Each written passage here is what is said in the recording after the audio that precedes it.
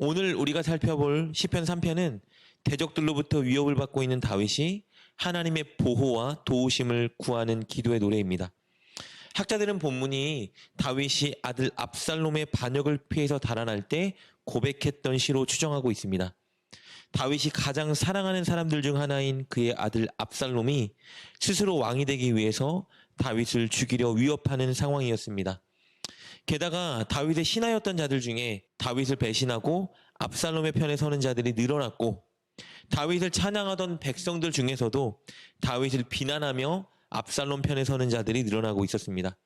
이런 상황 속에서 다윗은 자신의 처지를 하나님께 아뢰입니다. 1절 말씀입니다. 여호와여, 나의 대적이 어찌 그리 많은지요. 일어나 나를 치는 자가 많으니이다. 다윗의 반대편에 서는 자들은 갈수록 늘어나는데, 그들은 아들에게 쫓겨 달아나는 다윗을 불쌍히 여기지 않고 오히려 다윗을 정죄하며 판단했습니다.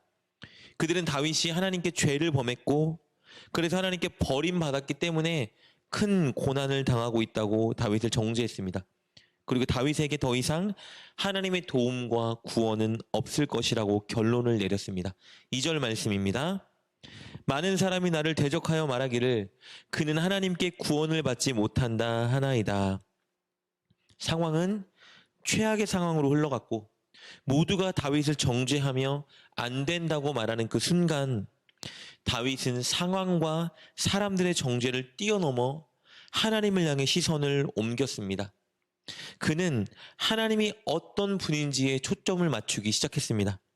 그리고 하나님이 어떤 분인지 고백하기 시작합니다. 3절 말씀입니다. 여호와여, 주는 나의 방패시오, 나의 영광이시오, 나의 머리를 드시는 자이시니이다. 다윗은 하나님이 어떤 분인지 이렇게 고백했습니다. 첫째, 하나님은 나의 방패입니다. 여기서 나의 방패라는 말을 원어로 살펴보면요, 나를 둘러싼 방패라고 표현되어 있습니다. 대적이 다윗의 사방을 둘러싸고 있는 그 상황에서 그는 하나님이 자신의 사방을 둘러싸고 있는 방패라고 고백하고 있는 것입니다. 즉, 그는 하나님께서 자신을 대적으로부터 완전하게 보호하는 분이라고 고백하고 있는 것이죠. 둘째, 다윗은 하나님을 나의 영광이라고 고백하고 있습니다. 하나님이 나의 영광이라는 고백은 하나님께서 나의 영광을 회복시켜 주시는 분이라는 고백입니다. 이 말은 나의 머리를 드시는 분이라는 고백과 일맥상통하고 있습니다. 다윗은 하나님께서 대적자들의 비아냥과 조롱에서 자신을 벗어나게 하실 뿐만 아니라 실추된 다윗의 영광을 회복시켜주는 분이라고 고백하고 있는 것입니다. 다윗은 이렇게 위험하고 괴로운 현실의 상황에서 하나님이 자신을 지켜주는 분이고 자신의 영광을 회복시켜 줄 것이라 고백하고 있는 것입니다. 어떻게 이런 고백을 할 수 있었을까요? 그 비결은요, 과거에 하나님께서 행하신 일들에 대한 기억과 고백입니다. 그는 신실하신 하나님께서 과거에 자신을 지켜주셨고 과거에 자신의 영광을 회복시켜 주셨던 그 경험을 떠올리고 기억하고 다시 고백했습니다. 그리고 하나님께서 이번에도 그때처럼 동일하게 일하실 것을 노래합니다. 4절 말씀입니다. 내가 나의 목소리로 여호와께 부르짖으니 그의 성산에서 응답하시는도다 셀라. 4절과 5절을 원어로 보면 특이하게 과거형으로 기록되어 있습니다. 그러니까 과거에 있던 일을 노래하고 있는 거예요. 즉, 과거에 다윗이 고통당했을 때, 그의 명예가 실추되었을 때 하나님께 부르짖었더니 하나님께서 응답해 주셨던 그 일을 기억하고 고백하고 노래하고 있는 것입니다. 그때 다윗은 하나님의 도움과 응답으로 말미암아 위기의 상황 속에서 눕고 잘 수도 있었습니다. 그는 이렇게 고백합니다. 5절 말씀입니다. 내가 누워 자고 깨었으니 여호와께서 나를 붙드심이로다. 과거의 고백이에요. 내가 잤었고 누웠었고 깨었었습니다 라고 고백하고 있습니다. 다윗은 현재 고난과 위기의 상황 속에서 이렇게 과거에 일하신 하나님을 기억하며 노래하고 찬양했습니다.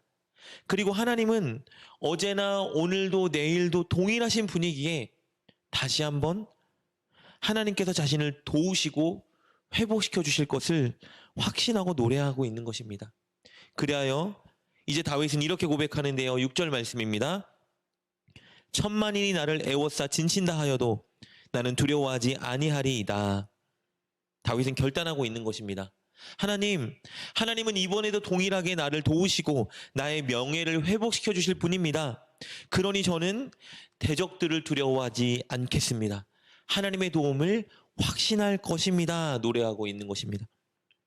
이렇게 다윗이 결심할 수 있었던 비결은 말씀드린 것처럼 하나님이 어떤 분인지 하나님께 초점을 맞추었기 때문입니다. 2절에서 살펴봤던 것처럼 많은 사람들은 다윗에게 이제 하나님의 구원이 없다고 결론을 내렸지만 다윗은 사람들의 시선, 사람들의 생각, 사람들의 판단이 아니라 하나님을 바라보고 하나님이 어떤 분인지 초점을 맞추고 있었던 겁니다. 그리하여 그는 다시 이런 결론을 내립니다. 하나님이 나를 구원하시고 내게 복 주실 것이다. 8절 말씀입니다. 구원은 여호와께 있사오니 주의 복을 주의 백성에게 내리소서. 셀라. 구원은 사람들의 판단과 생각에 있는 것이 아니라 하나님께 있는 것이기 때문에 다윗은 이렇게 고백하는 겁니다. 하나님의 구원과 복을 기대하오니 주옵소서라고 말이죠. 사랑하는 여러분, 현재 혹시 고난 중에 있다면 혹은 앞으로 고난이 다가온다면 여러분께 일하셨던 하나님을 기억하고 노래하십시오.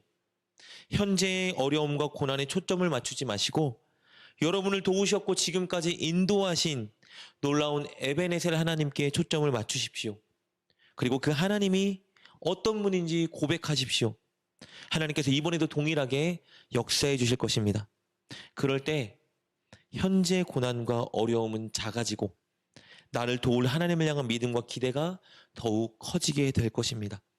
오늘 하루 여러분에게 일하셨던 하나님, 감사하신 에베네셀 하나님을 고백하고 노래하며 하나님께 나아가는 여러분 되시길 주님의 이름으로 축복합니다. 기도하겠습니다. 하나님, 우리가 늘 하나님의 은혜를 기억하며 노래하게 하여 주옵소서. 우리가 늘 하나님이 어떤 분인지 고백하게 하여 주옵소서. 그리하여 어떤 상황에서도 신실하신 하나님의 보호와 도움을 확신하며 힘있게 살아가는 우리가 되게 하여 주옵소서. 예수님의 이름으로 기도드립니다. 아멘. 오늘 말씀을 통해 깨닫고 결단한 것은 무엇입니까? 그것을 붙들고 하나님께 기도합시다. 그리고 그렇게 실천하며 하루를 살아가는 여러분 되시길 주님의 이름으로 축복합니다.